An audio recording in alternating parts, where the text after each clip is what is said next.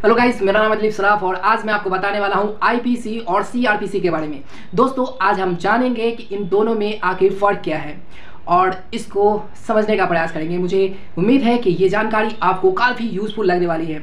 तो आपको करना कुछ नहीं है, बस बने रहना है मेरे इस पूरे वीडियो के साथ। और चलिए शुरू करते हैं आज का वीडियो। दोस्तों, सबसे पहले जानते हैं लॉ के बारे में।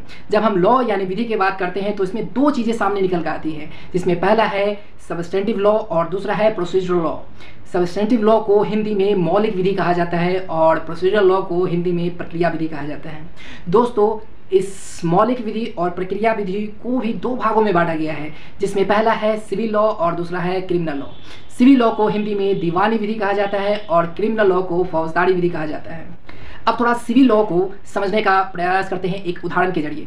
मान लीजिए कोई ए व्यक्ति को बी व्यक्ति के साथ भूमि संबंधी विवाद है, तो ये सिविल लॉ यानी दीवानी विधि के अंतर्गत आएगा। लेकिन अगर कोई ए व्यक्ति ने बी व्यक्ति को आपसी रंजिश के कारण जान से मारने का प्रयास करता है यानी अटेम्प्ट टू मर्डर, तो वह क्रिमिनल ऑफेंस है जो क्रिमिनल लॉ यानी फौजदारी विधि के अंतर्गत आएगा।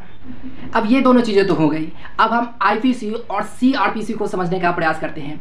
मान लीजिए ए ने बी को जान से मारने का प्रयास किया, तो ए पर अटेम्प्ट टू मर्डर का चार्ज लगेगा। अब हमको कौन से सेक्शंस यानी धारा ए पर लगाना है, उसकी परिभाषा क्या है, उसके लिए सज़ा का क्या प्रावधान है, कहाँ से मालूम चलेगा? तो इसके लिए हमें आईपीसी यानी इंडियन पीनल कोड, भारतीय दंड संहिता को देखने की ज़रूरत पड़ेगी, जिसमें अपराध और सज़ा की धाराओं के साथ उसको परिभाषित किया गया है, जिसमें अटेम्प्ट टू मर्डर के लिए 307 के तहत दंड और जुर्माने का प्रावधान है। ये चीज़ें आपको आईपीसी में देखने को मिल जाएगा।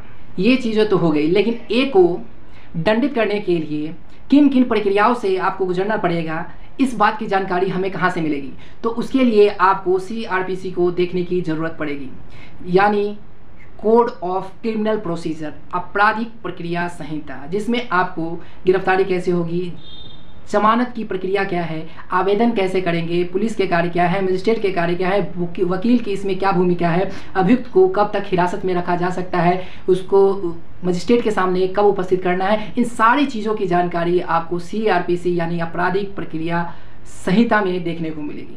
मुझे उम्मीद है कि ये आईपीसी और सीआरपीसी का जो कॉन्सेप्ट है उसको आप अच्छे से समझ पाए होंगे। लेकिन फिर भी अगर आपके मन में किसी तरह का कोई डाउट है तो आप मुझे कमेंट सेक्शन में पूछ सकते हैं। मैं पूरा प्रयास करूंगा आपके सारे डाउट को क्लियर करने का। तो दोस्तों, ये थी आज की यूज़फुल जानकारी जो रिलेटेड थी आईपीसी और सीआरपीसी से।